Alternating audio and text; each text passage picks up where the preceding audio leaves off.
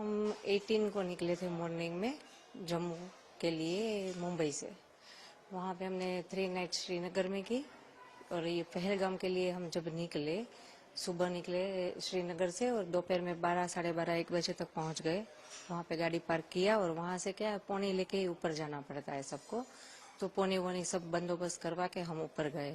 मतलब 2-2:30 बज गए हो गए ऊपर पहुँचे तक। फिर वहाँ जाके थोड़ा रेस्ट किया, मतलब 5-10 मिनट हुए थे हम वहाँ पहुँचे ऊपर, और बच्चे को भूख लगी थी तो कुछ नाश्ता वास्ता करने बैठे। इतने में फायरिंग की आवाज़ आई तो हमने सब तरफ देखा पर कुछ दिखा नहीं। तो हमने शॉप वाले से पूछा कि आवाज़ कैसी है। वो लोग भी डर गए कि मैडम पता नहीं, हमने भी आज पहली बार सुनी है।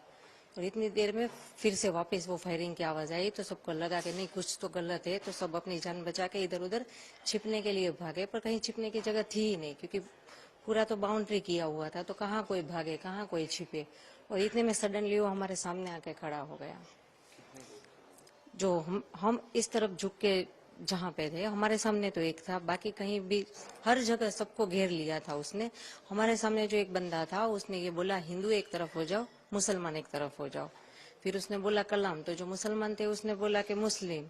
फिर उसने बोला कलाम, फिर मुस्लिम, फिर कलाम, फिर मुस्लिम। जो उनका होगा कुछ, हमें तो वो पता नहीं था क्योंकि मेरे बाजू में जो लेडी थी वो मुस्लिम थी, तो मैं सुन रही थी। जैसे ही वो आतंकवादी कलाम बोलता है ना, तो जो मुसलमान होते हैं वो लोग बोलते हैं मुसलमान। तो वो उसने पूछा, हिंदू को एक तरफ किया और जो भी हिंदू भाई थे सबको शूट कर दिया। तो ये जब ये लोग आए तो इन लोगों ने इनके हाथ में क्या क्या था, ये कैसे थे? जो मेरे सामने जो बंदा खड़ा था, मतलब पूरा इतनी लंबी हाइट थी और उसने ग्रीन कलर का पहना था पूरा, वो टॉप, वो पैजामा वगैरह पहनते हैं ना, वो कुर्ता और पैजामा वो उसने पहना था। ऊपर वो जो नमाज पढ़ने के टाइम जो कैप पहनते हैं वैसी कैप पहनी थी। इतनी लंबी दाढ़ी थी, गोरा लंबा पतला था। और वो AK-47 क्या, वो लंबी वाली जो गन होती है 2 फुट लंबी, मतलब, और वो गन के आगे कैमरा था एक, तो ऐसे एकदम आसानी से शूट करके चला गया। तो उसने जो सबको गोली मारी सबके पास जा जाके मारी हाँ, या मतलब सबको? जैसे कि ये कैमरामैन यहाँ पे और मैं, हम इधर बैठे हैं छिपके, वो हमारे सामने था।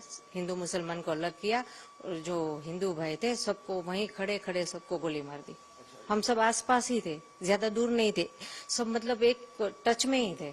एक दूसरे का हाथ पकड़ के सब हम डर के नीचे बैठे थे कि हमें भाई कोई लेना देना नहीं है, किसी की जानहानि ना हो, इस डर से हम लोग सब नीचे बैठे थे।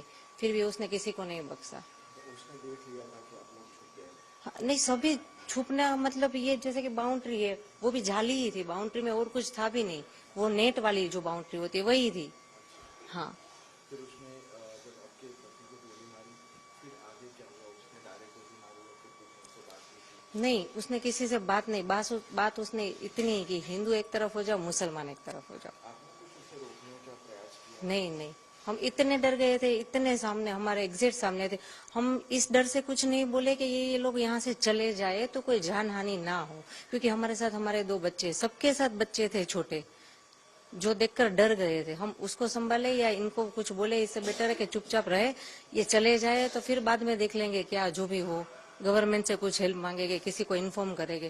पर उसने कुछ मौका दिया ही नहीं, जैसे ही आया सामने बस हिंदू मुसलमान को अलग किया और शूट कर दिया, और खड़ा रहा वहां पे जब तक ये लोग तड़प तड़प के मरे। तो ये जब उसने गोली मारी उसके बाद जैसा आपने बताया कि वो मुस्कुरा भी रहा था हाँ। और वो देख रहा था, तो हाँ, उसने कितने लोगों के मरने का वेट किया? हमारे साथ जो भी जेंट्स है, आई थिंक 6 to 7 थे ही, सबको उसने गोली मारी। और उसने इतनी नजदीक से गोली मारी ना, मतलब 2 से 3 मिनट में सब खत्म। हम हमारे सामने ही, जैसे कि मेरे हस्बैंड का सर मेरे मेरे गोद में था, मेरे पीछे मेरी बेटी, उसके पीछे मेरा बेटा, ऐसे हम बैठे थे। मैं भी कुछ नहीं कर सकी, कुछ नहीं। जो हिले उसको भी वो गोली मारने का बोला था, तो किसी को हिलना भी नहीं है। उसने महिलाओं को बच्चों को हाँ, कैसे नहीं मारा। बच्चे जो छोटे थे नहीं मारा, जो बड़े थे, यंग हुए, उसको मारा। और बाकी के ओल्ड एज है तो उसको भी मार दिया। फिर वो किस तरफ गया? वो मतलब वो जाने कुछ से पता, पहले? उसने सबको हेड डाउन का, मतलब सबके सर नीचे करके, तो मेरे 2 बच्चे थे, मेरे हस्बैंड के सर मेरे गोद में था, तो हम ऐसे करके छुप के बैठ गए थे नीचे देख के कि चाहे वो कुछ भी हमें कुछ ना करे। अब कितना भयावह दृश्य था वो, कितना बहुत बहुत, मतलब अब तक मूवी में देखा था, रियल में ये जब देखा तब पता चलता है कि ये मुझे प्रॉब्लम मतलब ताज्जुब इस बात का है कि इतने सारे टूरिस्ट, वहां पे एक बंदा आर्मी या पुलिस का कोई नहीं था। तो अभी जो है जिस तरीके से पूरी घटना बनी है और पूरी प्रक्रिया हुई है, तो इसमें इन्वॉल्वमेंट्स आया है कि पाकिस्तान और वहाँ के लोग भी इन्वॉल्व थे।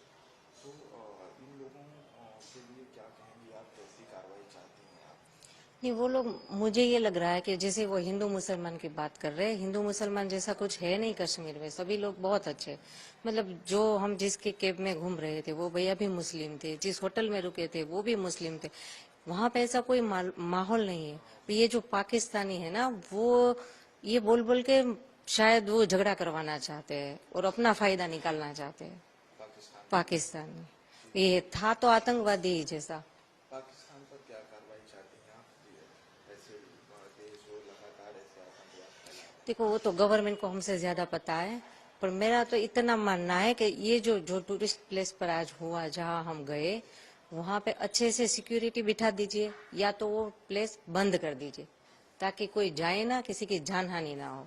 जितना गवर्नमेंट से कंट्रोल हो वो एरिया ओपन रखो, जो कंट्रोल नहीं हो रहा है और जो डेंजर जोन है वहां पे किसी को जाने ही मत दो ना। फिर ये कोई छोटा मोटा हादसा है नहीं। अगर ये डेंजर जोन था तो किसी को ऊपर जाने ही क्यों दे रहे थे वो लोग? विदाउट परमिशन तो कोई ऊपर जा नहीं सकता था। आर्मी कैंप के सामने से ही सब जाते थे, तो उनको पता ही है ना इतने टूरिस्ट ऊपर है। तो ऊपर कोई कोई सिक्योरिटी नहीं, कोई पुलिस नहीं, नहीं कोई हॉस्पिटलिटीज, कुछ नहीं, कोई मदद नहीं। पहाड़ी इलाका है। पहाड़ी इलाका, पौनी से ऊपर जाना पड़ता है, मतलब रास्ता भी इतना खराब, आप चल के भी ना जा सको, कार वार नहीं जा सकती।